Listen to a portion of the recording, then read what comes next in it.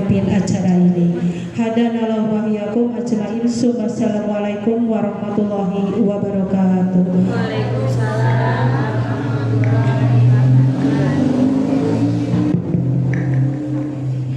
Bismillahirrahmanirrahim. Assalamualaikum warahmatullahi wabarakatuh.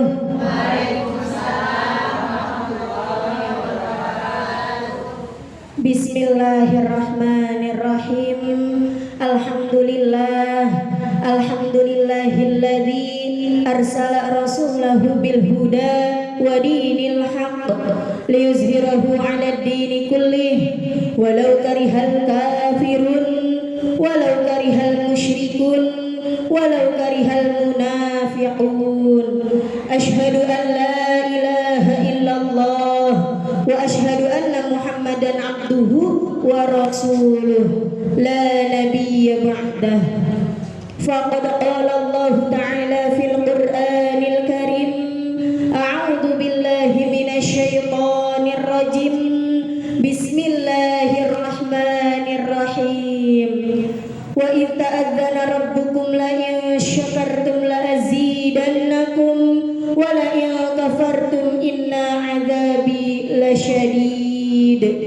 Wa min kitabi syu'abil iman wahbub ilahaka khaf ali ma'iqabihi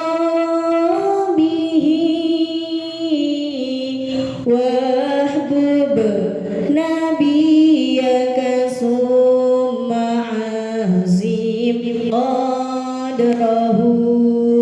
Sadaqallah wa sadaqa Rasulullah sallallahu alaihi wasallam.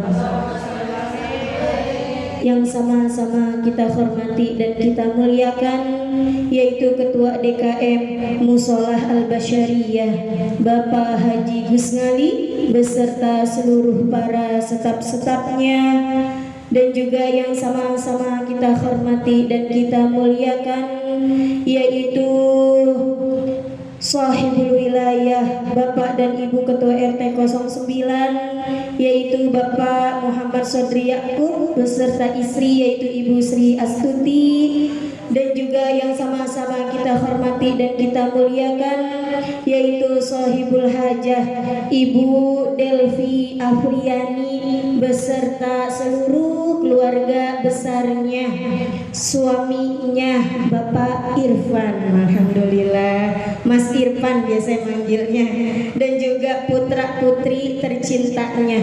Yang pertama Ananda Adeva, lalu yang ganteng Dede Dava, Masya Allah.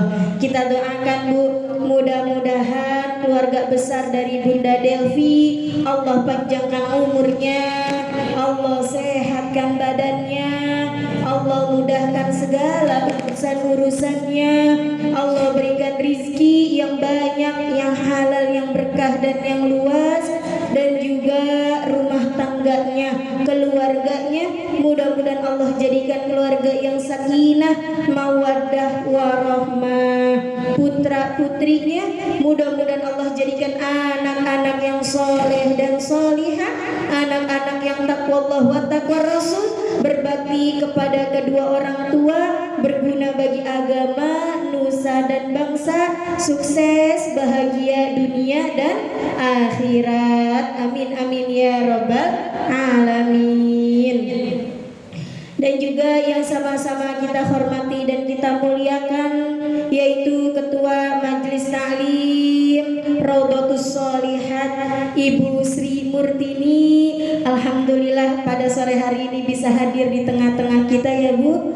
Dan juga yang sama-sama kita hormati dan kita muliakan seluruh para pengurus Majelis Ta'lim, di antaranya yaitu Ibu Hajah Junarti, Ibu Rofiah, dan juga Ibu Rumi Astuti, Ibu Wasmi, Ibu Siti Halimah, dan juga yang sama-sama kita cintai yaitu pembawa acara kita pada sore hari ini Ibu Imas, dan juga seluruh para orang tua, para ibu haji,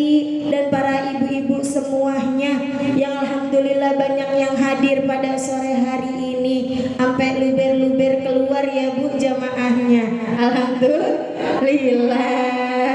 Di antaranya yaitu ada Ibu Nur Khalifah dan juga ada Ibu Juju, Ibu Suryana, Ibu Kamini, dan juga Ibu Hajah Popon, Ibu Hajah Asminiatun, dan juga Ibu Tri Sulastri, ya Allah lupa mulu ya namanya.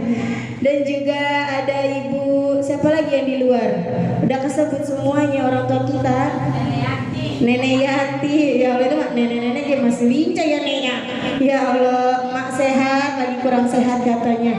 Mudah-mudahan sehat. Dan seluruh para jamaah yang namanya nggak bisa saya sebutin satu persatu ya Bu ya. Mudah-mudahan niat kita, langkah kita, duduknya kita di sini mudah-mudahan akan selalu mendapatkan cucuran rahmat dan maghfirah dari Allah Subhanahu wa taala. Amin amin ya rabbal alamin. Bersyukur kepada Allah dengan mengucapkan alhamdulillahirabbil alamin. Bersolawat kepada Rasulullah dengan mengucapkan Allahumma sholli ala sayyidina Muhammad wa ala ali sayyidina Muhammad. Alhamdulillah kita masih Allah berikan panjang umur dan juga sehat badan sehingga kita bisa menghadiri pengajian pada sore hari ini ya Bu, bisa bersatu-rahim kembali, bisa duduk hadir kembali dengan niat sama-sama untuk bertolabul ilmi dan juga memenuhi undangan dari Bunda Delvi. Alhamdulillah. Kemarin Jumat kemarin kita udah ngebahas tentang keutamaan bulan Zulqa'dah. Insya Allah hari ini kita ngebahas tentang keutamaan dari bulan Zulhijjah. Berarti bulan Zulhijjah bulan keberapa Bu? Terakhir atau bulan ke-12 bulan Zulhijjah. Dalam satu tahun terdiri dari berapa hari? 365 hari. Di antara 365 hari ada fajar yang sangat dimuliakan oleh Allah. Bahkan fajarnya di bulan Ramadan pun tidak bisa mengalahkan fajar yang mulia ini. Apa dalam Al-Quran Allah berfirman? Wal fajr walayalin ashr. Demi fajar dari 10 malam. Nah, ini Bu, apa 10 malam di sini dikatakan dalam riwayat yaitu 10 malam di bulan Zulhijjah. Berarti dari tanggal 1 sampai tanggal 10 Zulhijjah. Itulah malam, itulah fajar yang betul-betul Allah muliakan. Lalu ada kisah yang mengatakan Rasulullah bercerita bahwasanya Rasulullah pernah melihat setan iblis nangis Bu. Nangisnya bukan sekedar nangis doang, ini mah sampai kejer-kejer bahasa kitanya. Saking sedihnya. Apa katanya? Kenapa ya Allah saya udah susah-susah ngegoda manusia dalam 1 tahun, tapi semuanya sia-sia. Kenapa? Karena pada saat di hari Arafah Allah membukakan pintu pengampunan sebesar-besarnya, sebanyak-banyaknya, seluas-luasnya. Jadi besok di hari Arafah Bu, kita jangan sia-siakan, karena di hari itu hari terbuka lebarnya pintu maghfirah, pintu ampunan dari Allah Subhanahu wa ta'ala. Kata setan, sia-sia gua kerja 1 tahun ngegoda manusia. Di hari Arafah Allah ampuni semuanya. Bahkan bukan diampuni itu saja, Allah lindungi untuk 1 tahun yang akan datang. Masya Allah. Itu Bu, enak ya Bu. Jadi jangan disia-siakan besok di hari Arafah. Berarti kita tanggal 1 Zulhijjah jatuhnya tanggal berapa? 28 Mei. Nah, di tanggal 28 Mei, tanggal 1 sampai tanggal 9 usahakan kita berpuasa. Usahain bisa dapat dari tanggal 1 sampai tanggal 9. Tiba-tiba puyeng lah, sakit perut lah, usahain 2 harinya di tanggal 8 dan di tanggal 9. Nah itu apa? Datang bulan ya. Kalau datang bulan mah bukan kemauan kita ya, emang udah takdir Allah uzur. Kalau uzurnya yang lain, misalnya sakit atau apa, itu juga udah takdir, nggak apa-apa. Diusahain di tanggal 8 dan tanggal 9-nya kita berpuasa. Lalu ada peristiwa-peristiwa yang terjadi di bulan Zulhijjah. Dari mulai tanggal 1 sampai tanggal 9. Di tanggal 1 Zulhijjah terjadi peristiwanya Nabi Adam alaihi salam.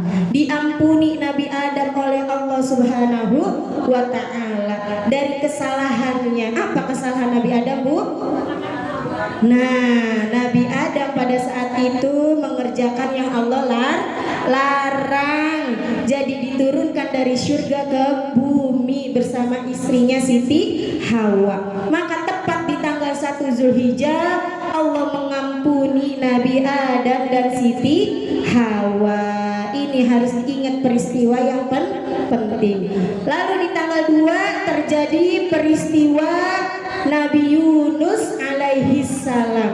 Nabi Yunus dikeluarkan dari dalam perut ikan. Itu terjadi di tanggal 2 Zulhijjah. Nabi Yunus ketika itu merasa ketakutan dalam kegelapan perut ikan. Lalu selama bertahun-tahun beliau selalu berdoa. Apa doa Nabi Yunus, Bu? La ilaha illa anta subhanaka inni kuntu minaz zalimin. Jadi kalau kita merasa kesulitan, merasa lagi dizolimi sama orang lain, merasa kesusahan, bacalah doa Nabi Yunus yang tadi ya, Bu. La ilaha illa anta subhanaka inni kuntu minaz zalimin. Insya Allah dengan membaca doa ini Allah melindungi kita dari segala kesulitan. Itu di tanggal berapa? 2. Lalu di tanggal 3 terjadi peristiwa Allah mengabulkan doanya Nabi Zakaria alaihi salam. Apa doanya Nabi Zakaria, Bu?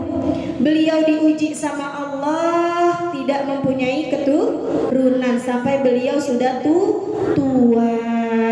Pas di tanggal 3 Zulhijjah Allah mengabulkan doa Nabi Zakaria sehingga beliau dikasih keturunan. Saat Nabi Zakaria usia berapa, Bu? 120 tahun. Muda apa tua apa ABG?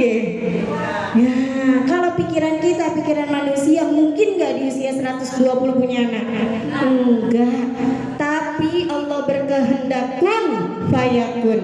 Maka Nabi Zakaria mempunyai anak di usia 120 tahun.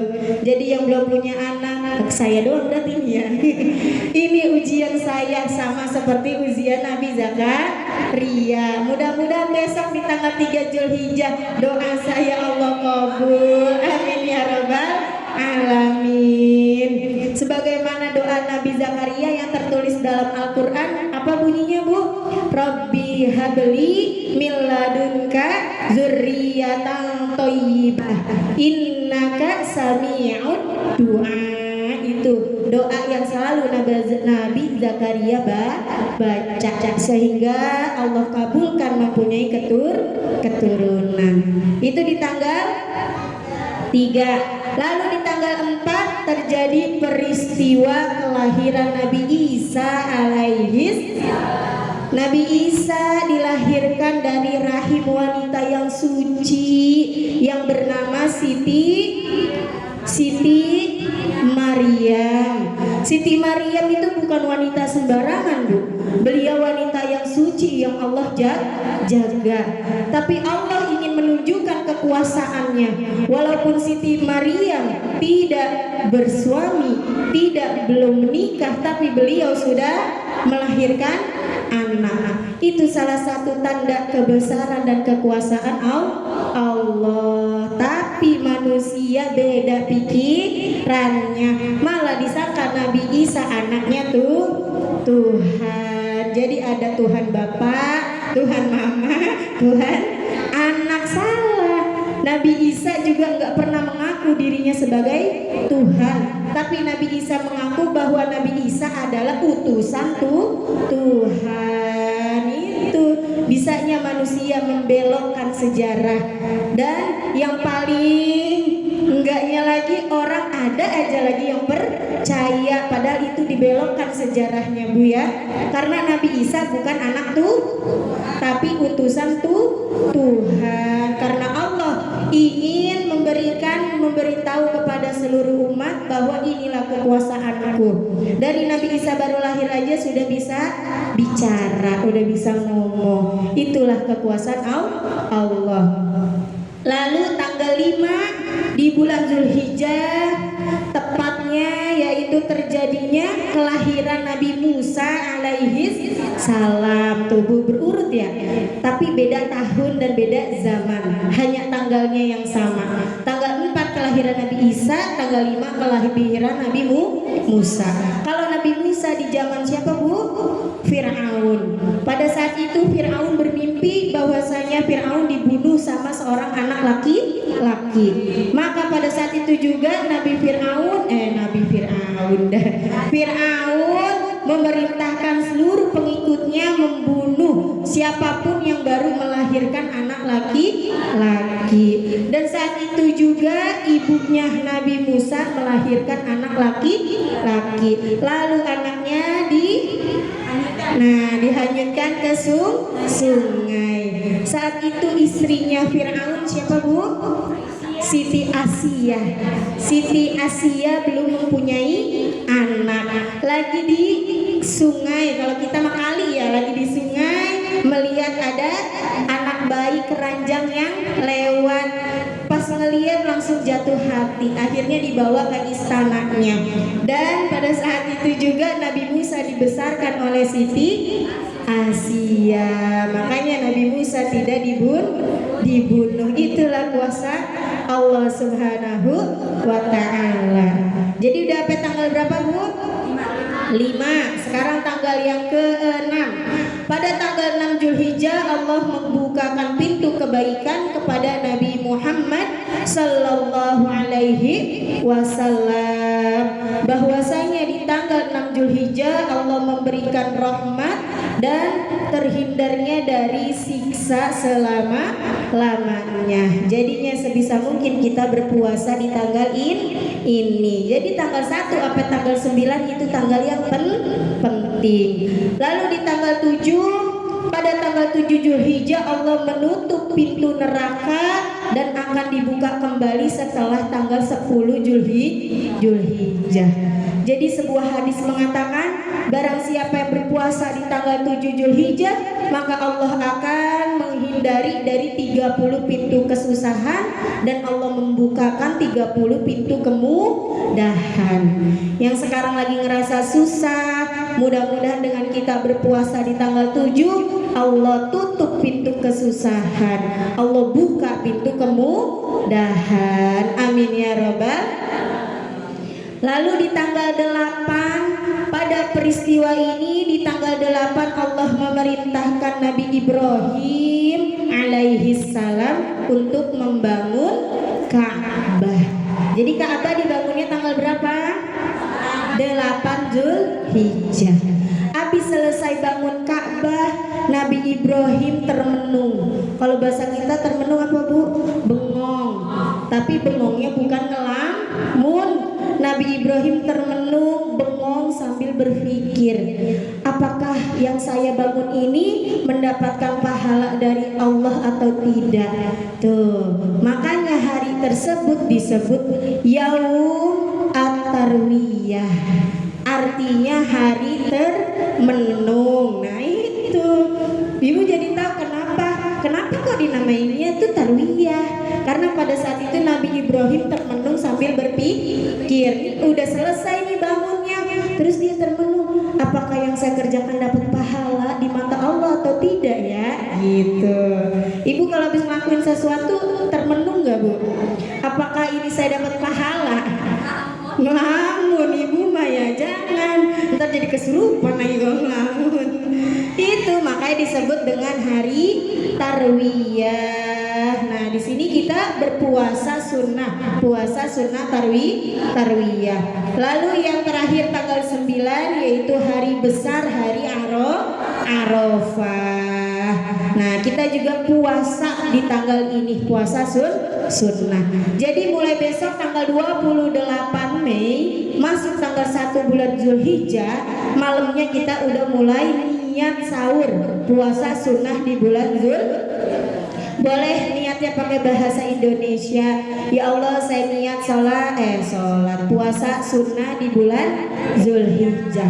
Atau boleh pakai bahasa Arab, nawaitu sauma syahri dzilhajjah sunnata lillahi ta'ala. Nawaitu saya niat yaumil hajjah di hari bulan Zulhijjah, sunnah puasa sunnah lillahi ta'ala, karena Allah ta'ala. Nah itu dari tanggal 1 niatnya sama sampai tanggal 7. Nanti di tanggal 7 niatnya puasa sunnah tarwiyah, tinggal diganti yaumil tarwiyah. Nawaitu saumat tarwiyah sunnata lillahi ta'ala. Di tanggal 9-nya diganti niatnya Arafah. Nawaitu saumal Arafah sunnata lillahi ta'ala. Alhamdulillah. Tanggal 10-nya kita lebaran Idul Adha. Alhamdulillah. Nanti dari tanggal 1 nih baru masuk bulan Zulhijjah, kita utamakan untuk berzikirnya la ilaha illa wahdahu la syarikalah lahul mulku wa lahul hamdu yuhyi wa yumitu wa huwa ala kulli syai'in qadir. Nah udah baca itu aja sebanyak-banyaknya Bu, dari tanggal 1 sampai tanggal 9. Nah nanti pas udah masuk beduk malam takbiran baru diganti dengan baca takbir sampai tanggal 13. Dari tanggal 10 sampai tanggal 13 nggak boleh puasa. Itu namanya hari Ayyamut Tasyrik. Jadi nggak boleh puasa. Ibu mentang-mentang sehat, saya lanjut puasanya tanggal 11, nggak boleh. Itu waktunya makan daging sapi, makan daging kambing. Jadi jangan puasa, nggak boleh ya Bu. Bukannya dapat pahala tapi malah dosa, karena itu hari tasyrik, nggak boleh berpuasa.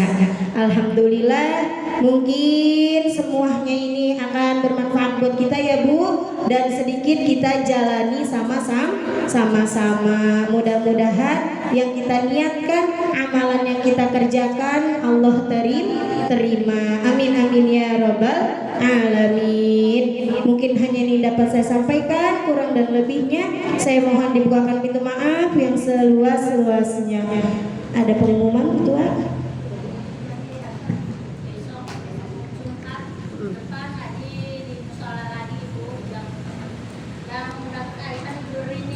Oh Ibu Rini nggak hadir ya beliaunya ya?